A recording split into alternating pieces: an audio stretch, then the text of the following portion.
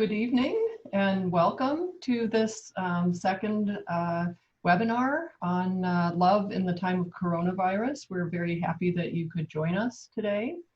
And so the webinar itself is about 40 minutes long, and then at the end of it, we will have a Q&A session. The panel tonight is Dr. Ted Barnett, who is, well, you know Dr. Ted Barnett. Maybe somebody doesn't know who I am. We don't know that. Otherwise known as Dr. Veggie, the high-tech doctor with low-tech solutions. Excellent. And we're joined tonight by Dr. Natasha Sodi, who is a family medicine physician and also lifestyle medicine physician, and has great expertise in counseling and helping with family counseling and individual counseling. And so we're very pleased that she can be with us tonight. And I'm Susan Friedman, the medical director of Rochester Lifestyle Medicine. So with that, Bob Franke is at the, he's steering the ship, and afterwards Beth and Maria will be fielding questions. So if you have any questions or comments that come up as this is going, please put them in the chat comments, and they will filter those, and we can speak to those at the end. So thank you.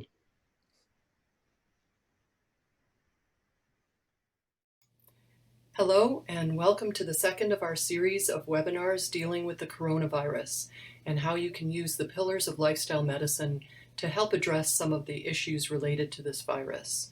I'm Dr. Susan Friedman. I am the medical director of Rochester Lifestyle Medicine Group, and I'm a professor of medicine and geriatrics at the University of Rochester School of Medicine and Dentistry. We're calling this webinar Love in the Time of Coronavirus.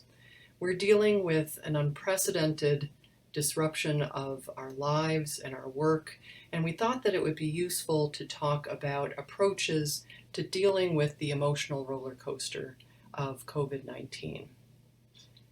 And as we've said before, we will get through this together. The objectives of this webinar are to build community and to build on the community that we already have in place at Rochester Lifestyle Medicine Institute. We'd like to share some practical approaches to dealing with multiple emotions, and we'd like to let you know about additional support that is available from Rochester Lifestyle Medicine Institute, and specific about the LIFT program, which we have launched and are making available to the community. We'd also like to learn from each other and to find out more about what you're doing to address some of these emotions. You may be feeling a whole range of different emotions, and we're going to touch on all of these. You may be feeling fear of getting sick, fear of loved ones getting sick, fear of losing a job or of running out of money. You may be feeling bored with being locked in or being unable to interact with people the way that you usually do or doing the things that you usually do. You may be feeling lonely or isolated, especially if you live alone. You may be feeling frustrated or overwhelmed if you're trying to balance taking care of kids while you're trying to get work done. Or you may be trying to use technology and not be used to doing that. You may be trying to teach online if you're a teacher. You may be feeling angry. Why is this all happening? Why isn't there more being done? Why don't our healthcare workers have the equipment that they need? Or you may not be feeling any of those, and you may feel guilty that you're not suffering the way other people are. And then finally, you may be feeling a sense of sadness and loss, both your own losses or losses around the world. So we'd like to talk to you about all of those things.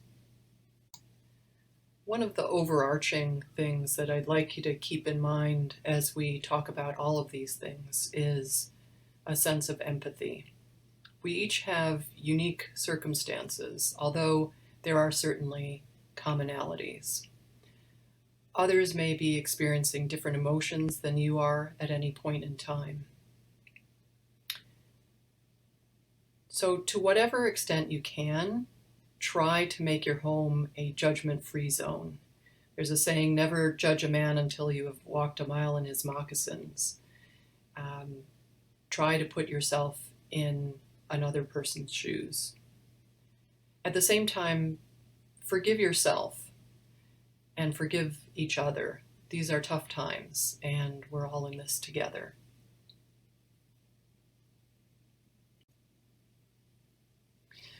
So let's talk a little bit about fear. What is fear? Fear is the threat of harm, whether real or imagined, and it exists along a spectrum from mild sensations like trepidation or nervousness up to really severe fears like horror and terror. One thing to remember is that it is an anticipatory sensation, and that's important to keep in mind, and we'll talk about that in a minute. Another thing to remind yourself is that helplessness intensifies fear. So extreme fear can lead to a sense of helplessness, which in turn can intensify the fear, and that can lead to a snowball effect. So if there's a way of addressing helplessness, that can help.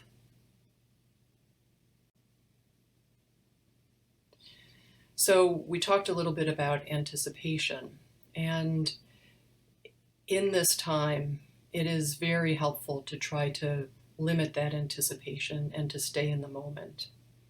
There is a wonderful song and a wonderful rendition of this song by Idina Menzel that is on this YouTube link from the show Rent, and it speaks to that that idea of limiting anticipation.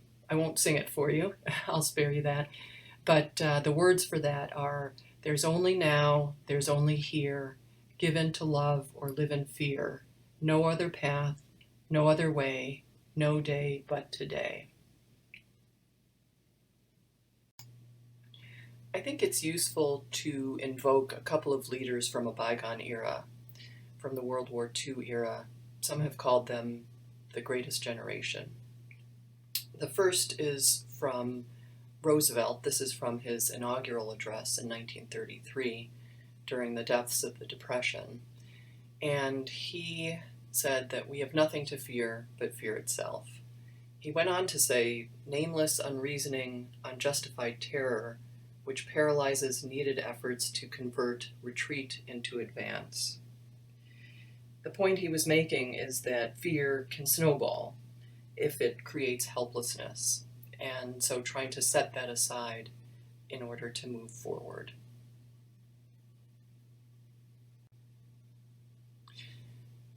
The second leader from that generation is Winston Churchill, who gave us one of my favorite quotes, which is, when you're going through hell, keep going. The idea that there's no way out but through. If there is an upside for fear, it is that it can, if we're able to control it, it can mobilize us to reduce risk. And we'll talk a little bit about that in a few minutes. So identifying the specific things that you're afraid of can then help you to take steps needed to reduce those risks. So let's talk a little bit about boredom. You may be feeling bored, or you may have kids at home who are feeling bored. So what are some things that you can do to address that? One of the things that you can do is to think of this as an opportunity for a reset. In the blue zones, which are areas around the world where people live long and with low levels of chronic disease, they have some commonalities, one of them being this sense of maintaining a sense of meaning and purpose throughout life. And the term ikigai comes from Okinawa, which is one of the original blue zones. Think about doing random acts of kindness. Reach out to people who may need your help. Practice gratitude. I think it's very helpful to keep a gratitude log, and I keep a log on my phone. I try to put entries into it every day, and I've logged hundreds of things that I'm grateful about over the years.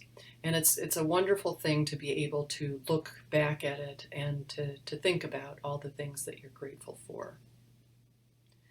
This is a great opportunity to discover and rediscover hobbies, something that you've always wanted to learn more about. Go for a walk or exercise at home, and try to do that every day. It's a great time to get into a routine. And if you can get outside, all the better. Read that book that you've been meaning to get to. This is a wonderful opportunity to plan and plant a garden and to grow food.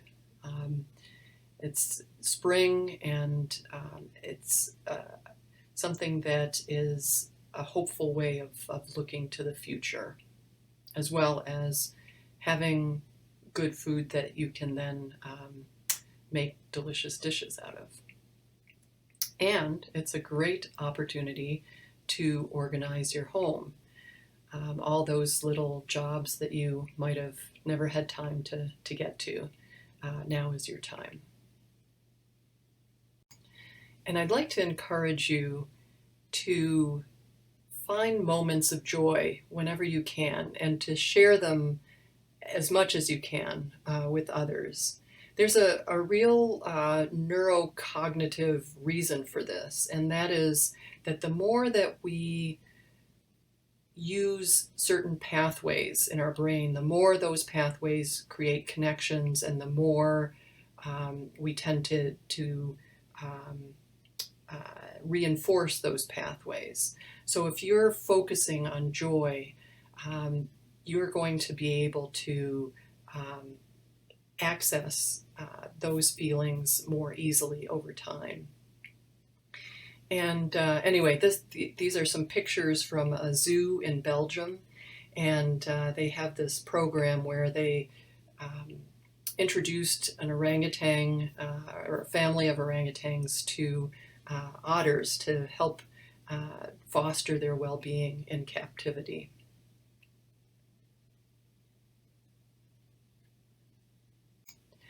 And along those lines are two things that we're working on at RLMI to help you with capturing moments of joy. First is the latest entry in our blog. Dr. Barnett is writing a blog titled The 8 Pillars of Joy, so that you can learn a little bit more about what goes into that feeling of joy, and how you can find more ways to be joyful.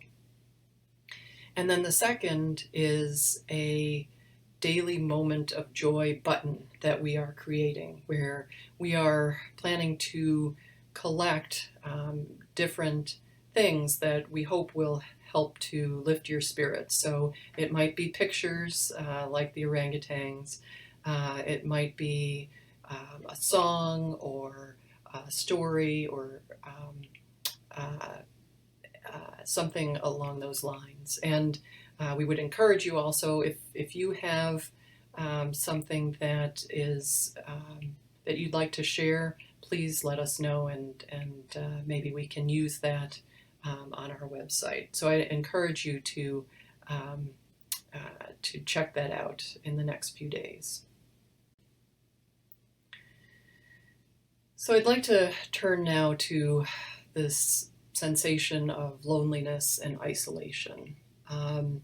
There's certainly a certain segment of the population especially older adults, especially people who have limited mobility, who really aren't able to get out and see the people that they usually see, or to have visitors, and that may not be able to interact in ways that they usually interact. So what are some things that you can do to address loneliness and isolation? The first is reconnecting with old friends. There are many, many opportunities, whether old-fashioned or 21st century, that you can use to reconnect with old friends. Just one piece of information, the phone call has apparently made a comeback.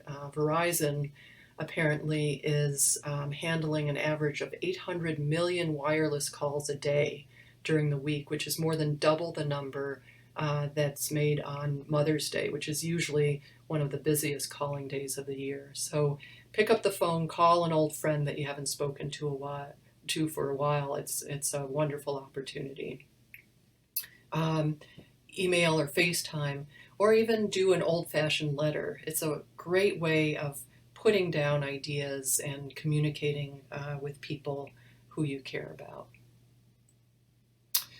Think about a driveway happy hour. Of course, this has to be with physical distance of at least 6 feet, but it might be a way of interacting with your neighbors in a somewhat festive way. There are many, many opportunities to volunteer that are springing up. The United Way has a hub that they are developing, so if you're at a loss for volunteer opportunities, you can check that out. There are many masks that are needed, so there are specifications for how to sew masks, and this is a link that you can use if you have sewing skills, but that's a way to reach out and help others. And then there's this great idea that was developed called viral kindness cards. So think about writing these for a neighbor or multiple neighbors of yours, so that you can reach out to them and ask them if you can help them with picking up shopping, or just giving a friendly phone call, or helping them with their mail, or any urgent supplies. Just another way to connect.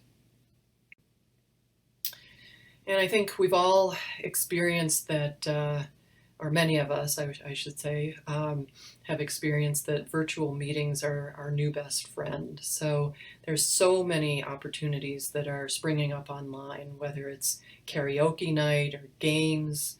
My kids are playing euchre online. There are dance parties that you can attend. You can do meditation. There are many exercise facilities that are scheduling workout classes that you can take online. We've just had Easter and Passover. These pictures are related to this. This is a church in Kansas City that was streaming their Easter service online. And you can attend many different concerts. There have been tons of concerts that have been given that are really wonderful.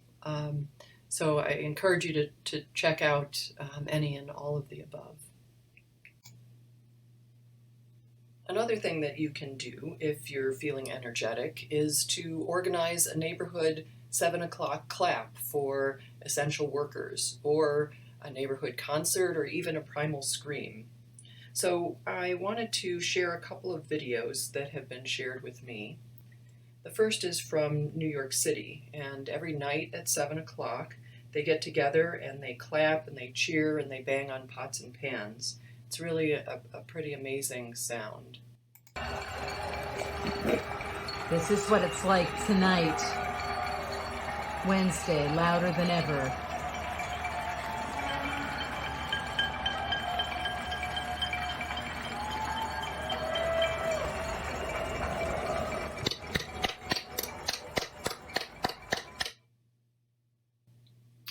So as a healthcare worker, I have to say that I found that very touching and inspiring.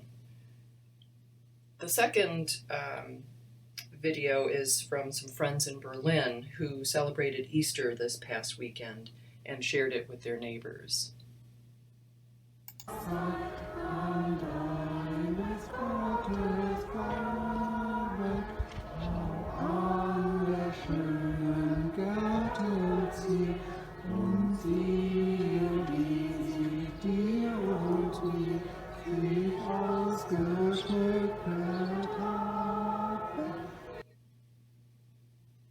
So both of these examples, I think, are good reminders that physical distance doesn't have to mean social distancing.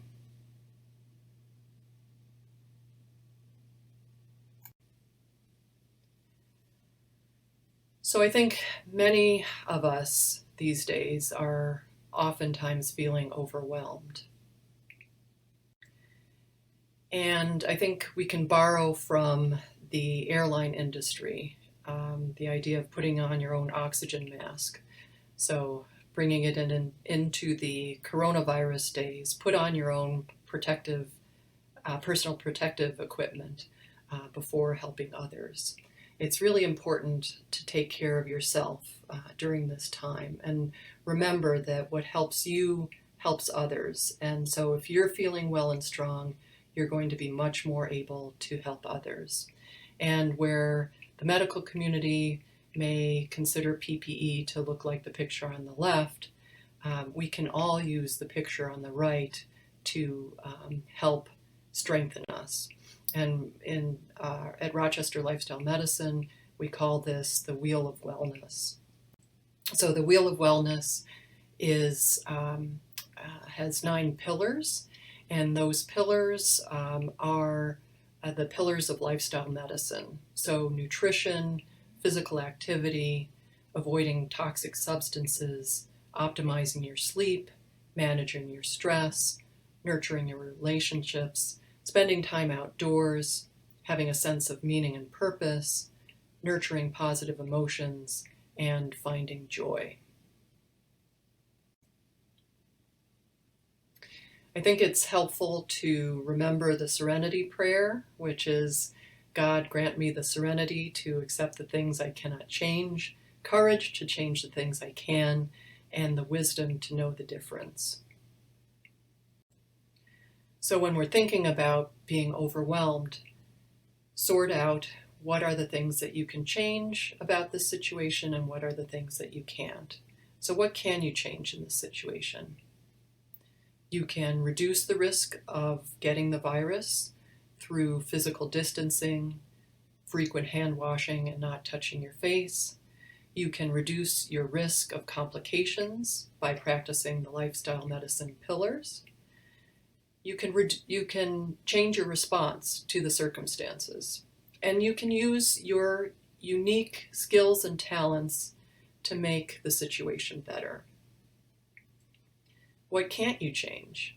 Well, you can't change that the virus is out there, and you can't change some of the bigger picture things like the economy. So I would encourage you to watch our first webinar if you haven't had a chance to see that. And we go over those elements of how to reduce your risk of getting and spreading and getting complications from the virus. So we review the CDC guidelines, and we talk about how lifestyle medicine can help to improve our immune function. It can help to foster our heart and lung health, and it can really help us to optimize our psychological health. There was an excellent op-ed from Thomas Friedman a couple weeks ago, no relation, but this was actually about coronaviruses and some of the similarities with our addressing climate change. But one of the things that he talks about in this article is managing the unavoidable so that you can avoid the unmanageable. So from this, I think we can take the idea of trying to address issues as they arise. And if you find that you're getting overwhelmed, get help. There are many resources springing up to help. So talk with your primary care provider. You may have additional supports at your place of employment. The Monroe County has crisis counseling available. So crisis counseling is strength-based, which means that its foundation is rooted in the assumption that we have resilience and competence, and that those are innate human qualities that we need to help foster to help us get through these challenging times. So really building on your innate reserves. And then finally, there are some national resources that are popping up for healthcare workers, including behavioral health coaching and mindfulness training through the Headspace app. So let's talk a little bit about anger. What is anger? Anger is one of the 7 universal emotions, which arises when we're blocked from pursuing a goal and or treated unfairly. The danger is that it can lead to violence. Like fear, anger exists along a spectrum from minor annoyances to all-out fury. And there are several potential triggers for anger. Things like interference, such as interference with getting your needs met or doing your usual activities. Injustice, you might be feeling a sense of injustice about the xenophobia and racism that has been occurring during this pandemic. You might feel injustice about the inadequacy of testing available, or the people who are getting tested or not getting tested, or inadequate supplies for healthcare workers. Another trigger is betrayal and abandonment. So, the sense that the public health system should work for us and should protect us against disease and be able to treat us when we need help.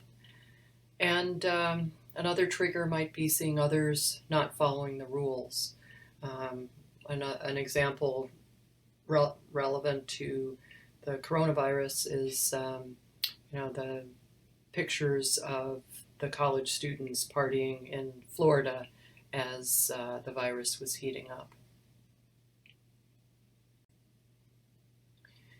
So, a few things to think about in addressing your anger.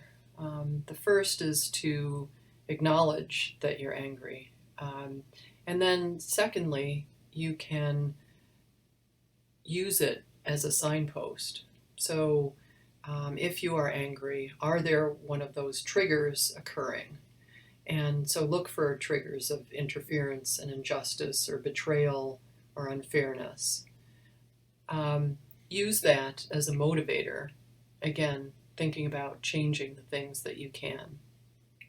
And if it's a person that you're angry at rather than a situation, addressing with that person how it makes you feel can help in communicating with others about the triggers that are occurring.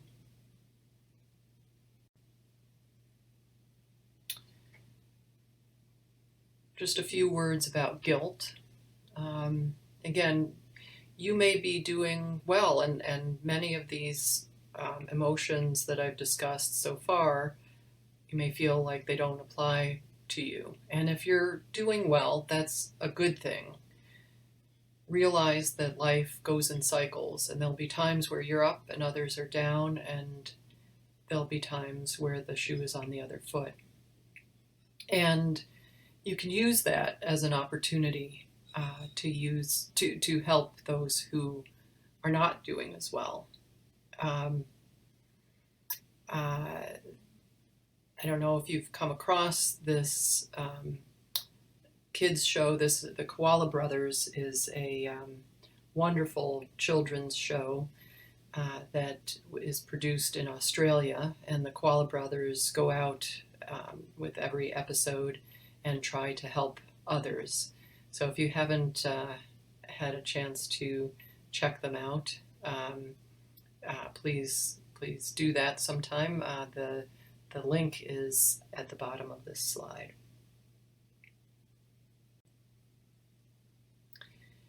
And then finally, let's talk a little bit about sadness.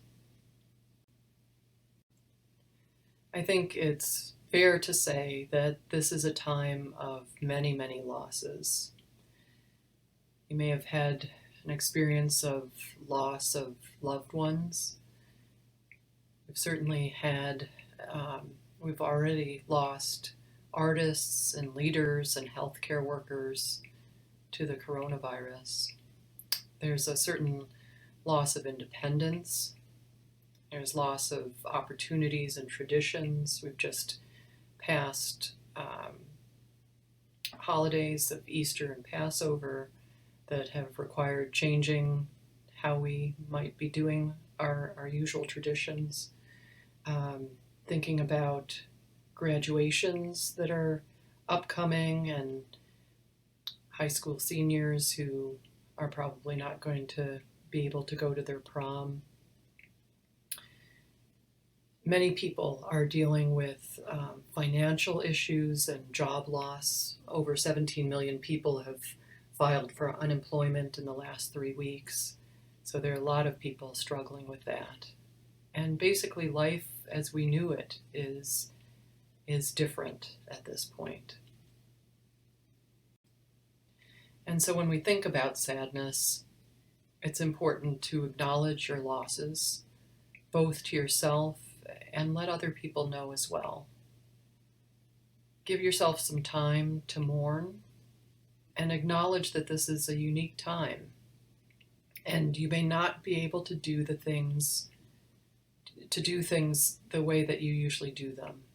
So give yourself permission to cut back or do things differently. Get formal help if you need it. And when you feel able, help others to deal with their sadness. In thinking about the gamut of emotions and how we can work to feel better during this time, we at RLMI have started to offer the LIFT project, and I'll let Dr. Barnett describe this program to you.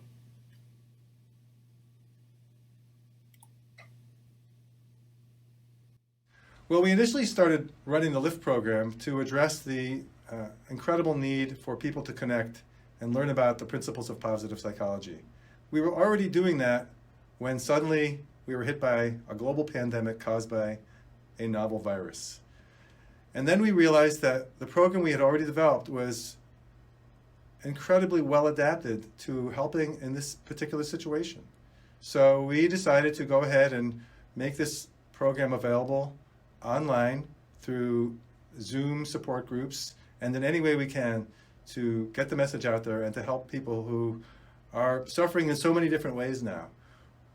We know that there are people who are on the front lines in hospitals who come home every night and are just exhausted and desperate and need all the support and help they can get. And our hearts go out to you. We know there are teachers who are trying to reach their students from across the internet because their students are home, the teachers are home, and we know that those teachers are frustrated and having a hard time figuring out what to do with their lives and how to manage taking care of the students that they have been entrusted with. And we know that there are so many other people who have been put out of work, who are sitting at home now, wondering what they're going to do, wondering how they're going to stay connected, when all this physical distancing has kept us from connecting socially. So our Zoom support groups are designed perfectly for those people because we can form an online community where we actually see each other. We can actually read each other's expressions. We can see each other's faces. So that's so important. There are other people in essential services who are still going to work, all the delivery people and people who are managing grocery stores and your grocery store clerk and your hardware store clerk, all these people in retail who have to put their own well-being on the line to be out there helping us.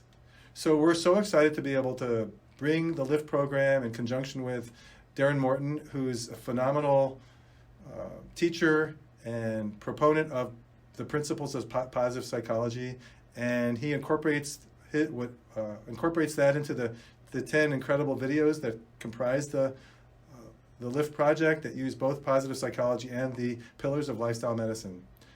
So why don't we go and listen to Darren for a few minutes, and then I can come back and explain a little bit more about how you can participate if you're interested.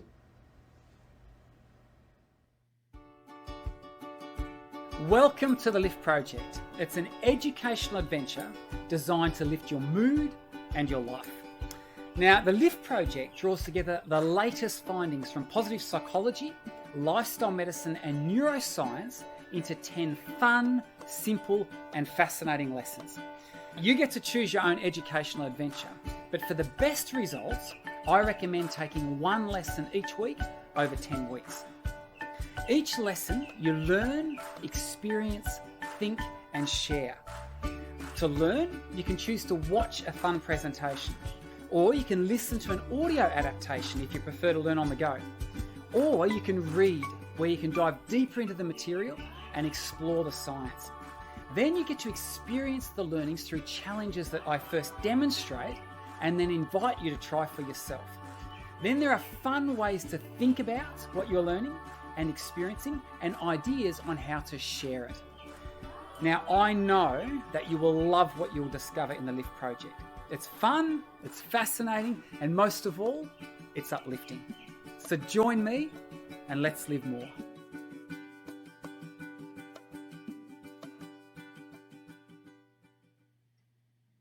So now that you've seen Darren explain the LIFT project and you understand that there are 10 really interesting videos where you can learn a lot about positive psychology and the pillars of lifestyle medicine, I want you to also understand that we will discuss those plus any personal issues that might come up both in these online Zoom video groups as well as in our closed Facebook group. So I hope you'll join us, and if you're interested, there's more information right here on this website, and please stay well. So just one more useful link if you're looking for some additional ideas. This is something that was put out by the Blue Zones, which we had talked about before. This is 50 ways to stay sane, which is their acronym for strong, active, neighborly, and energetic. And you can use this link to download this document if you need a few extra ideas. So just to summarize what emotions you might be feeling. If you're feeling fear, remember to try to stay in the moment. Try not to anticipate too much, and to remember the words of Winston Churchill, when you're going through hell, keep going. If you're bored, look for your ikigai, your sense of meaning and purpose. Practice gratitude, practice random acts of kindness, and share moments of joy. Share them with each other and share them with us. If you're feeling lonely or isolated, virtual meetings are your new best friend. Write some viral kindness cards to neighbors, and look for one of the many volunteer opportunities that are springing up. If you're feeling frustrated or overwhelmed, make sure to remember to put on your own PPE. Practice those lifestyle medicine pillars. Remember the Serenity Prayer, and please get help if it's needed. If you're feeling anger, acknowledge that anger and use it as a signpost and motivator to make changes. If you're feeling guilty, understand that things change and use your opportunity as an opportunity to help others. And finally, if you're feeling sad, take the time to acknowledge the losses, give yourself time to mourn, and seek help if needed. So with that, we would like to open it up for our panel discussion. And we are joined tonight by Dr. Natasha Sodi, who is a lifestyle medicine physician and family physician with a wealth of experience in crisis counseling and family counseling, and brings a wonderful perspective to this discussion. And then Dr. Barnett and I will also be on the panel tonight. So we welcome your questions, your comments, your ideas, thoughts to share, and we look forward to the discussion. So I think we're live, Susan. Can you hear me? Okay, Yes. great. And oh, here's everybody. That was a wonderful presentation, Susan. I'm going to click this little reaction thing and hit the applause sign. If you like it, everybody can hit your little applause. I thought that was terrific. I thought one of the really interesting observations that somebody had here was about, let me see if I can read this. In museums my romantic college son went on a virtual tour of museums and art museums, and also the Epcot Center in Disney World with his girlfriend by computer in 2 separate households. So I didn't know you could do virtual museum tours. That's pretty cool. Yeah. Yeah, I love that. It's amazing how many resources are opening up online. You know, I think that's just, it's been wonderful. In our last webinar, we showed some pictures of this little penguin named Wellington, who belongs to the Shed Aquarium, and they let him out to wander around the exhibits. And it was just a wonderful little, pictures and videos of that. I think we'll put that up on our Moment of Joy. That'll be one of our moments of joy. But so many resources that seem to be available online. If anyone else has any other resources that they found, please feel free to type in and let us know about them, and we'd love to share those. Susan, I thought your presentation was lovely as well, and I think you really beautifully captured all the different emotions that many of us have been experiencing. And I think that notion of acknowledging is such an important piece, because we've all been thrown into this extreme uncertainty and with a sense of no control, where what I find has been helpful as I work with people is to kind of focus on where there is control in your life, and to bring an awareness and attention to those parts of your life that have changed, while also acknowledging the emotions that you're experiencing. And I think that if we bring our attention and our awareness to how we are feeling, we are able to kind of maneuver through the day having done that. And that's kind of what mindfulness asks us to do. And that is just one of many tools that are out there. And I think for some people, it's sometimes overwhelming because there's so many emails coming as to try this and try this. And there's so many coronavirus strategies and survival strategies. I do like the Headspace app very much. I think that there are many beautiful mindfulness apps out there. But it's a lovely app that introduces you to mindfulness, which is simply, bringing your awareness and attention to the moment that you're in without judgment. And I think if we can somehow allow our day to unfold with whatever emotions we're experiencing as the ones you've described, but without judging ourselves and without judging others, then we can kind of still connect with people that are important to us, despite the stress and despite the anxiety that we might be feeling. Thank you for those comments. Those are just wonderful.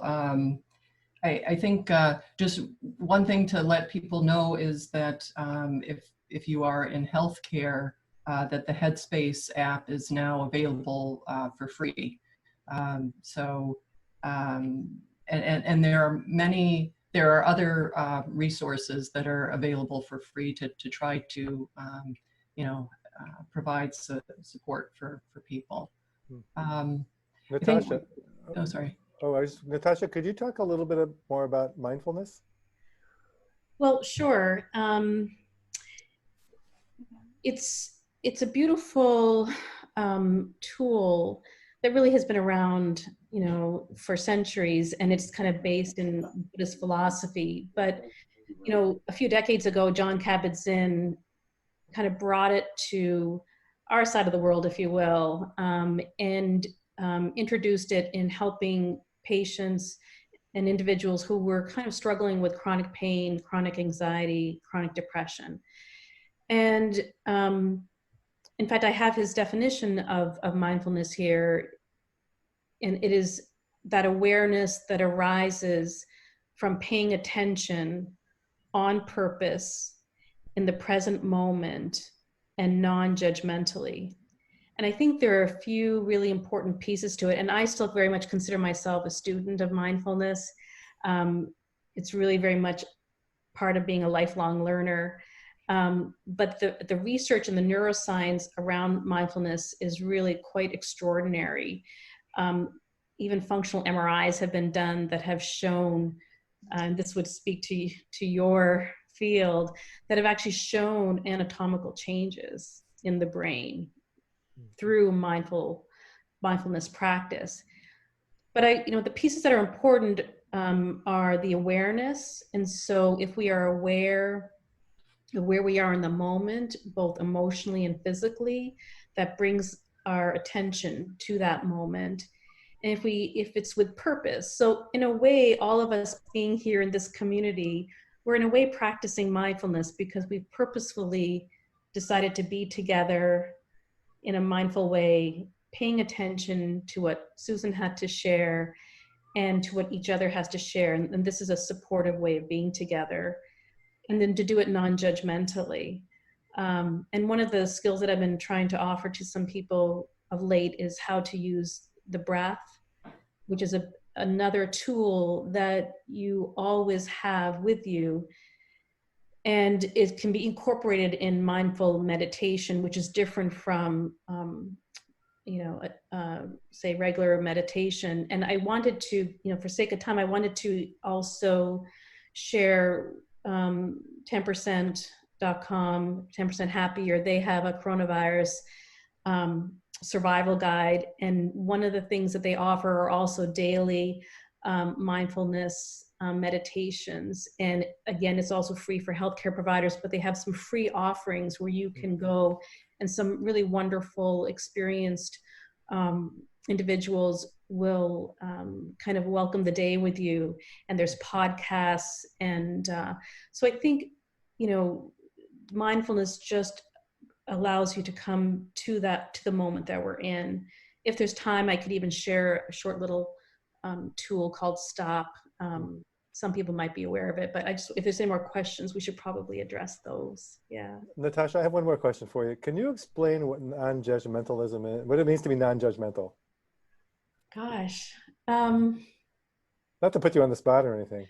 No, I mean, you're being totally judged on this. Yeah. Well, I think it is it's based on that foundation of unconditional acceptance. And so if someone comes to you in a place of anger, for example, or if you yourself, let's start with ourselves, if we ourselves are feeling angry, and then those thoughts start coming to our mind of, why are you being angry? And, why did you yell at your husband or at your kid? And you start, being self-critical. It takes you away from that moment, versus if you are non-judgmentally and unconditionally accepting the fact that I'm angry, I'm frustrated.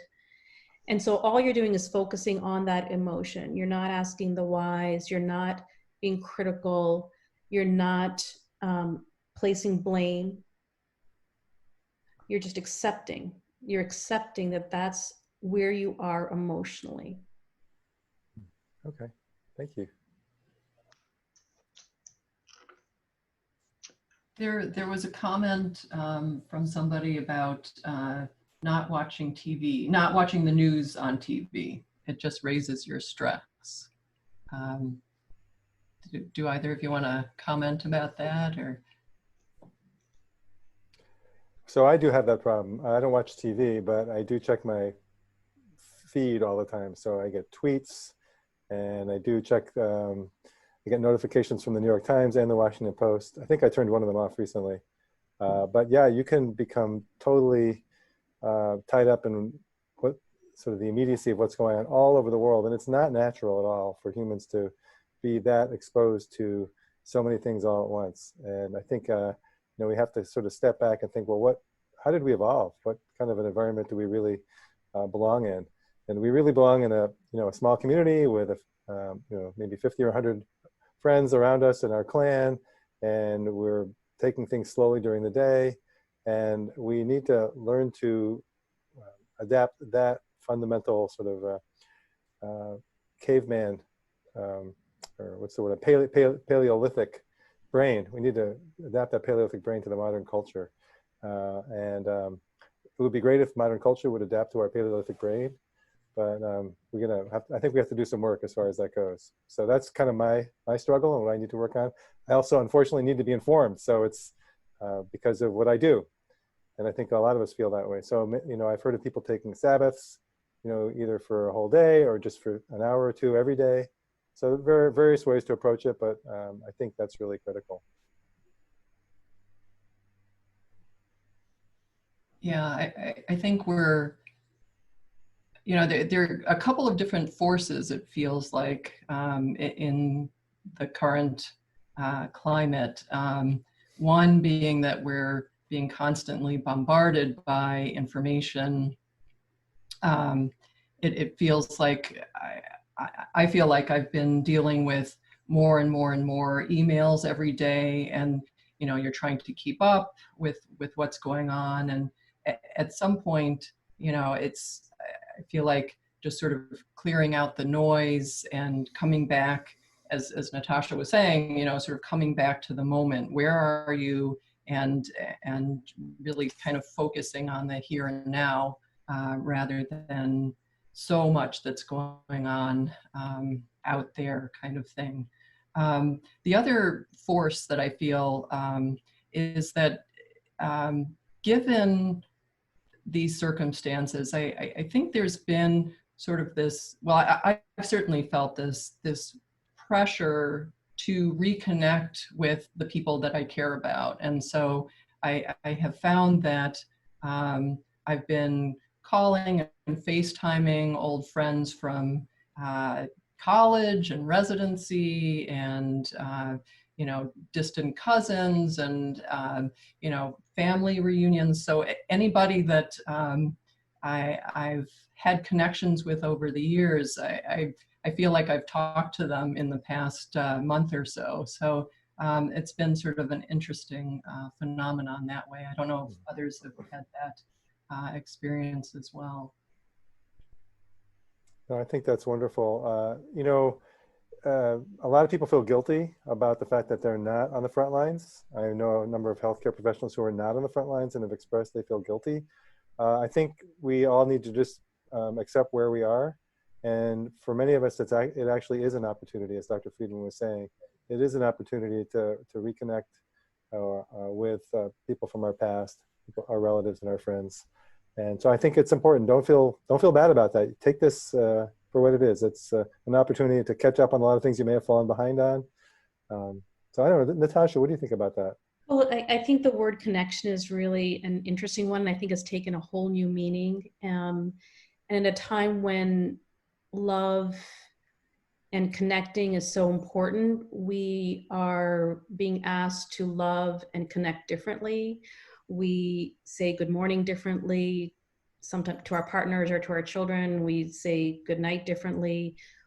Families are being asked to say goodbye differently to those that they have lost. And being human, a big piece of it is how we socially connect with others. And those connections in our life that are so meaningful for us, either we're spending so much more time with people, within our homes, or we're spending a lot less time because we can't see them. And so that surfaces those feelings of, anger, frustration, anxiety. And so it really does, ask us to stop and think, how can we still keep these meaningful connections meaningful? Right. And so, Susan beautifully described all these different ways. I hear from a lot of families the struggle of technology in the home, so you've got the news on, the kids are trying to do remote learning, they've got their devices, there's devices of all kinds on for all sorts of different reasons. And we know that, the blue light from devices can be very unsettling. It can disturb our sleep. It can affect our focus and our attention. So that's not good for the kids or even for us. And so I think we all need to kind of be aware of what's the right balance for us and what are the right resources for ourselves. And so finding that balance with some semblance of routine in a time when there often isn't a routine, but we've heard this from many different sources of getting up at a certain time and getting dressed and trying to move through the day with some kind of pattern, because pattern and consistency is in itself comforting. Whereas if there is chaos and we are disconnected ourselves, then it just kind of heightens the chaos. So those are just some of the thoughts. And I think bringing awareness to the emotions that we're feeling moment to moment helps us kind of flow through the day. I'm glad you brought up, you reflecting on connections. We talk about social distancing, or at least the culture at large is talking about that. We here at Rochester Lifestyle Medicine believe we should be talking about physical distancing and contrast that with social solidarity. And we need much more social solidarity. So physical distancing plus social solidarity, I'm hoping will get us all through this. So yeah. Susan, what do you think? I very well said. Oh, thanks. Good point. The words are so important, and they sort of telegraph meaning. And so, I think, one of our problems in the past few years has been, as a society, maybe social distancing. And so, I think we do have this opportunity, for better or for worse, of getting more socially connected, of hopefully, in the best of circumstances, using this as a reset button, and having a chance to step back and look at the way that we've been doing things, and maybe rethink things that are maybe not working so well, and like I said, using it as an opportunity to maybe focus on the things that are most important. So I think we're sort of coming to the end of the hour, and so I want to really thank especially Dr. Sodhi for being part of this panel, and as always, Dr. Veggie. And thank you all for being here. We will be putting this, both the slides and the PowerPoint itself up on our website. So, if you know of others that you feel, would be able to benefit from it, please, feel free to pass on the information to them. And like I said, look for the Moments of Joy button. And if you have anything to contribute to that, I hope that you'll send us that information. And again, thank you for being with us tonight. Thank you. Thank you all. Bye-bye. Bye.